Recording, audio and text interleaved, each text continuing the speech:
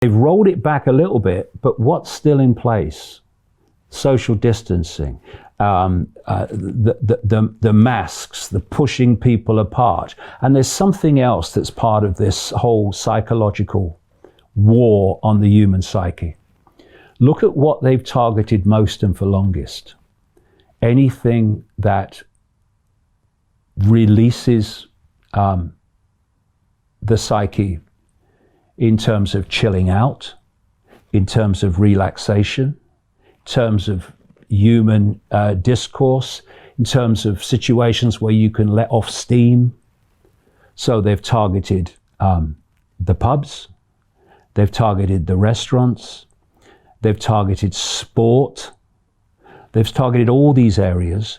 And what they're saying under social distancing is, oh, at some point we'll open the pubs a bit again. But you look at the videos of the pubs preparing for this. It's not the same experience. It's all social distancing. It's all apart. That's not the same experience.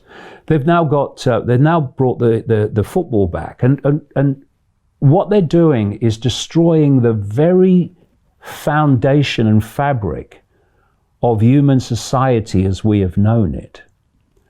And football, soccer as they call it in America, is part of that fabric, especially what they call the working class fabric, but more than that these days. And it's a way of letting off steam. It's a way of release. It's a way of letting the cares of the world go while you're supporting your team. So what we now have is professional football clubs in the lower leagues in Britain, supported by a lot of people, but not in individually big numbers, that are on the verge of disappearing because they don't get the television money. They get their survival money overwhelmingly by people through the gate. Social distancing has stopped people going through the gate. Indeed, the season's just been finished. But the Premiership teams that have the big money from television, they're about to just finish the season, I think, in the next few weeks, behind closed doors, as they are in Germany and other countries. They're playing in front of nobody because of social distancing. Now, the new season is supposed to start in mid-August. How long into the winter before there's enough COVID-19 designated other causes? Do you think that the authorities that we've seen at work in the last few months are going to say, yes, we're going to have thousands of people in football stadiums standing next to each other? No. So what happens to football? A very foundation of the fabric. I mean, lots of the smaller clubs will go out of business. Football, as we know it, will be devastated by this.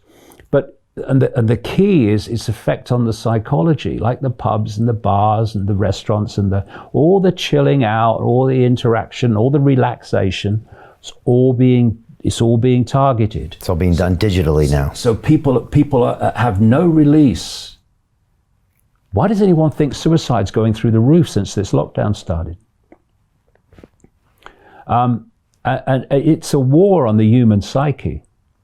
And the only way that you can see through it is to stop looking at the world like that and take a step back and see what the effects are of what's happening and who benefits from those effects. They're seeking to drive humanity crazy.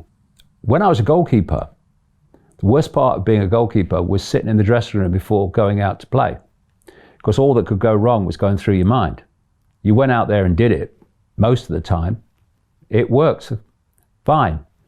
And all those things that were going through your head in the dressing room, not do this, it never happened.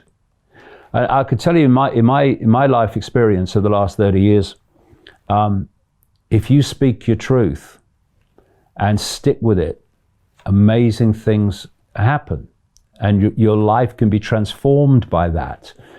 But one thing's for sure: if you don't speak your truth, nothing's going to change. You know, how many people have now been intimidated into silence and acquiescence by the very people from their own community who are dictating what they should think and what they should not think in increasing, extremes. How many people are not saying what they think because they fear the consequences of what others will say if they do? And what this can do is lead to a situation, it's like Orwell talked about, where 2 and 2 equals 4 becomes 2 and 2 equals 5.